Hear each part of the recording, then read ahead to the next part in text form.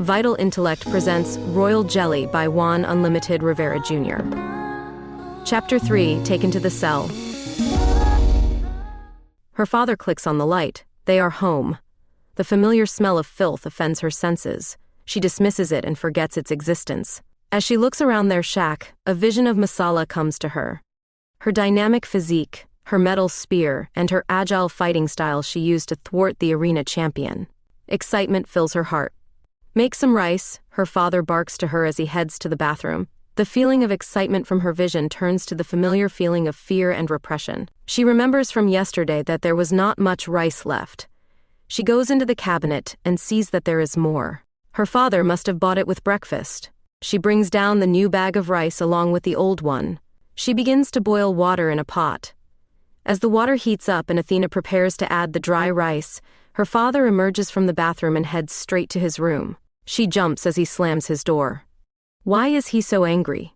Why did he want to leave the arena early? Her father has been a mystery to her since the passing of her mother. Athena knows he's in pain, but his behavior is so odd, so frightening. It's not the man she knew. She wonders to herself how much she must have changed since her mom died. How has it affected her? Would she even know how she has changed if she has changed at all? Does her father realize how much he has changed? Athena adds the rice to the boiling water. As she searches the refrigerator to see if there's butter, she hears her father leave his room. Her heart sinks as she hears his heavy breath. This normally means he has been drinking. She does not find any butter but sees an old tub of margarine in the back. She grabs it and closes the refrigerator door. She looks up to her father, approaching the kitchen. His collar shirt and dashiki are off, revealing his stained white tank top. His brow is filled with sweat. His eyes are focused on the ground. There is a flout to his gait. His motion is slow yet speaks aggression. He has a bottle of alcohol in his hand. Usually, when he drinks in his room, he'll leave the bottle there when he emerges. This is the first time Athena has seen him with the bottle outside of his bedroom. He approaches the pot of boiling water and looks down at it. "Ah shit, you're doing it wrong," he yells. He turns to Athena. "You're supposed to turn down the heat after you add the rice." Athena's heart starts to race. "I was going to turn it down after I added the butter." "Butter? You're supposed to add oil, not butter." He motions towards her, and she takes a step back, looking away. "Did you add salt?" "I was going to," Athena says in a soft tone, "if there is any." "What do you mean, if there is any?" His anger is apparent in his voice. Athena becomes horrified as she realizes she has touched a nerve. His face bends with malice. He steps closer, and Athena backs away again, her back now against the refrigerator door. Her father glares at her for a moment. She can feel his tension rise as she looks away from him. He exasperates and then turns away from her, walking towards the living area. He takes a swig of liquor straight from the bottle as he swaggers away. Athena begins to calm down. She looks at her father with scorn. She walks to the middle of the kitchen, looks at her father and says, "I want to go back to Aunt Camila's." Her father stops walking and turns to her. "What?" "I don't want to live here anymore. I want to go back to Aunt Camila's." "What did you say?" her father asks as he approaches her. "I don't want to live here. I don't want to live with you." Before she could finish her sentence, he slaps her across the face with the back of his hand. Athena flies to the left and slams into the kitchen counter. She begins to wail and cry. He walks up to her and screams for her to shut her mouth. Athena is in a fit of panic, looking around herself in blind fear, her eyes full of tears. "You ungrateful bitch!" he screams while standing over Athena. He turns away from her and marches back to his room, taking another swig from his bottle along the way. When Athena hears his door slam shut, she screams in terror while tears flow down her cheeks. She has been here before and she knows that the worst is yet to come. She knows she is not safe but has nowhere to go. She reaches into a kitchen drawer and pulls out a dull kitchen knife. She takes it and runs into her room. She closes the door behind her and jumps onto her bed, hiding the still-gripped knife under her pillow.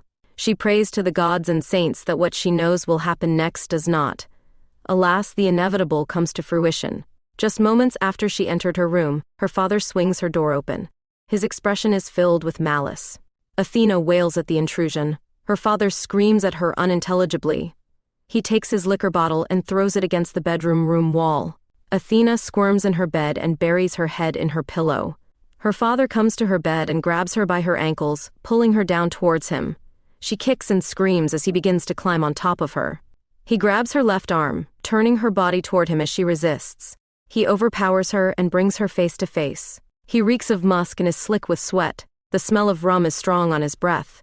She looks into his eyes and does not see a man within them, only the monster he is now. He reaches for the top of her dress and begins to tear at it while growling profanities. As the fabric of her dress begins to tear in his hands, Athena takes the knife she is still grasping from under her pillow. She takes the knife and thrusts it into his chest. It enters him with surprising ease. He makes a low-toned whimper and wears a look of shock. Athena looks into his eyes, and he looks back at her in horror. Athena's lips snarl as she growls at him, pulling the knife from his chest. Blood gushes from out of him and all over her. His heavy body gives and falls on top of her. He is motionless. With strength beyond her normal ability, she pushes her father off her and onto his back beside her. She mounts him. She looks down at him, his eyes open wide and his face frozen in that expression of terror. She looks at him and stabs him in the chest again, then again. She stabs him over and over. She continues to stab. She begins to yell. She yells louder and louder, stabbing him over and again. In his chest, in his gut.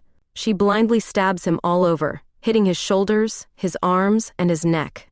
She screams louder, her eyes closed. She is lost in rage. She stabs him until her voice goes sore. She looks at the bloody pulp that was his chest. She feels a sting coming from her hands, and looks to see them bloody and cut from the handle of the knife and the blade slipping several times, accidentally cutting herself.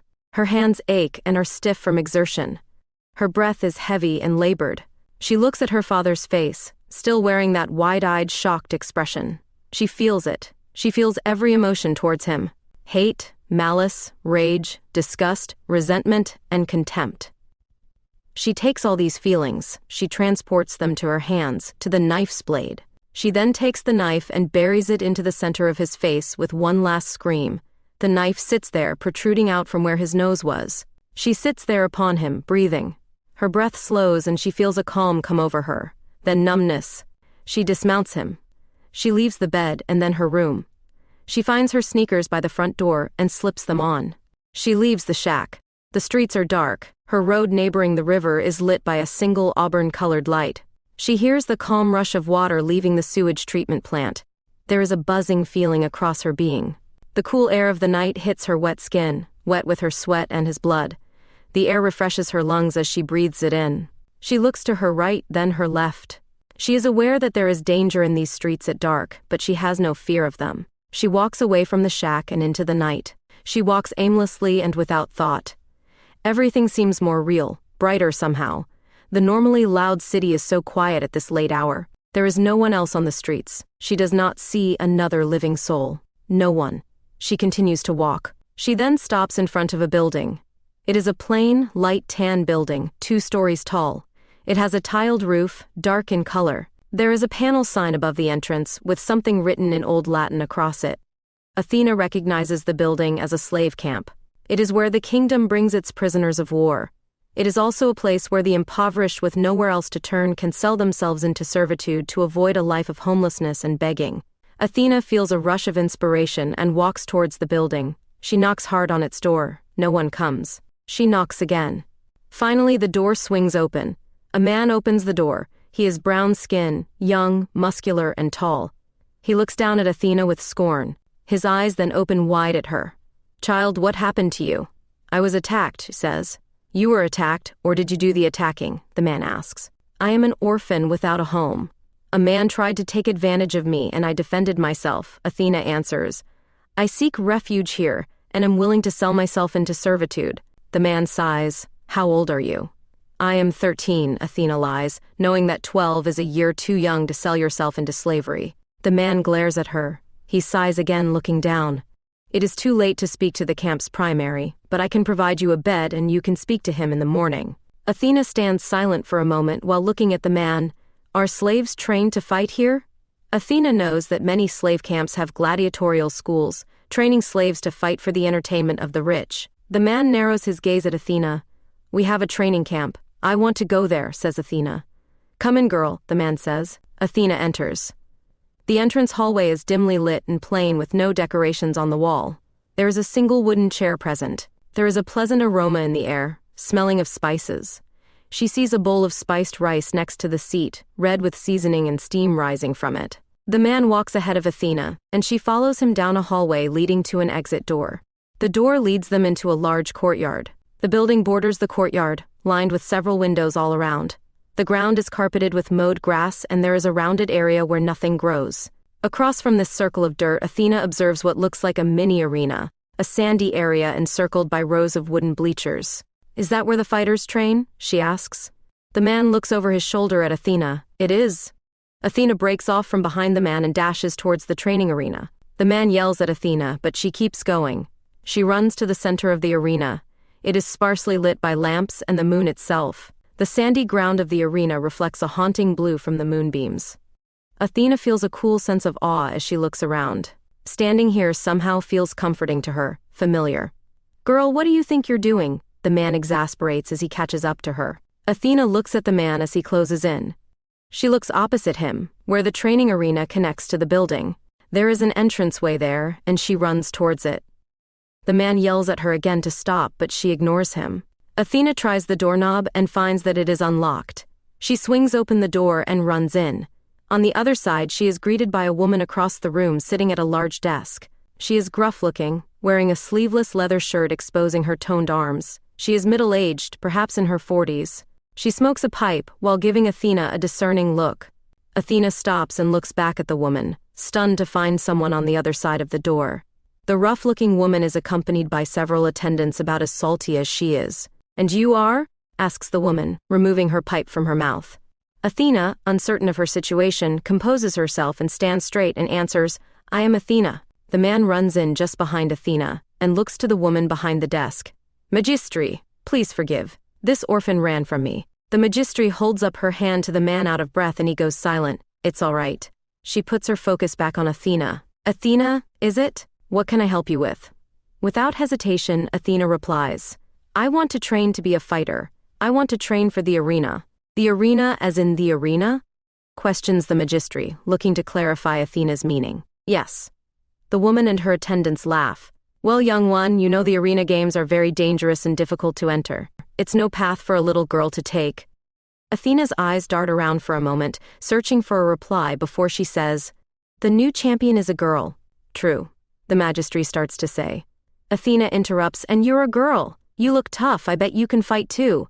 The magistry chuckles. "Indeed. So can you train me? I want to learn to fight." The magistry is quiet for a moment. She studies Athena and then asks, "Young lady, why are you covered in blood?" Athena, unsure how to answer, looks down for a moment. She reestablishes eye contact with the magistry and answers, "My father." She pauses. "Tried to rape me. I defended myself." "Father?" the man behind asks. "I thought you said you're an orphan." Athena looks back at the man and answers, "I am." Thank you for listening to Royal Jelly Chapter 3, Taken to the Cell. Come back next week for Chapter 4, Maturation.